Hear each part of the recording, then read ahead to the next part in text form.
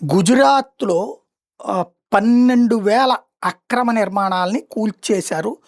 ఆహ్, ఏదైతే గుజరాత్‌కి సంబంధించినటువంటి ప్రభుత్వ విభాగము, బంగ్లాదేశ్ ఇమ్మిగ్రెంట్సు అహ్మదాబాద్ దగ్గర ఉన్నటువంటి చందోలా లేక్ చుట్టూతా ఆక్రమించుకుని అక్కడ ఇళ్ళు కట్టుకున్నారు, షాపులు కట్టుకున్నారు, మసీదులు కట్టుకున్నారు, దర్గాలు కట్టుకున్నారు. వాటన్నిటిని కూడా తొలగించారు.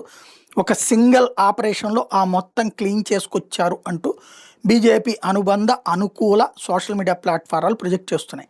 ఇలా ప్రొజెక్ట్ చేసేవాళ్ళు ముందు భారతీయ జనతా పార్టీని ప్రశ్నించాలి. 12,000 స్ట్రక్చర్సు అహ్మదాబాద్ అంటే గుజరాత్ రాజధాని అనాలి ఒక రకంగా. గాంధీనగర్ పేరుకి రాజధాని అయినా దాని ఆర్థిక రాజధాని అహ్మదాబాదే. అహ్మదాబాద్ దగ్గర ఉంటే చందోలా లేక్ దగ్గర జరిగిందంటే నిద్రపోతున్నది ప్రభుత్వమా? బీజేపీ ప్రభుత్వం. ఎందుకు అంటే అక్కడ ఈ ఇతర రాష్ట్రాలైతే కాంగ్రెసోడు రెచ్చగొట్టాడు, కాంగ్రెసోడు పోషించాడు అనొచ్చు.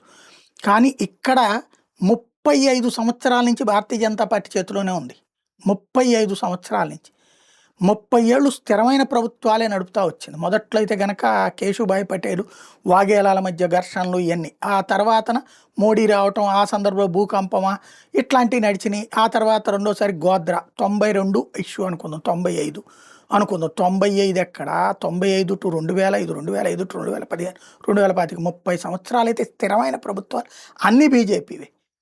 అలాంటి సందర్భంలో ఎట్లా జరిగింది ఇట్లాంటి పరిణామాలన్నది ఒకసారి ఆలోచించుకోవాలి.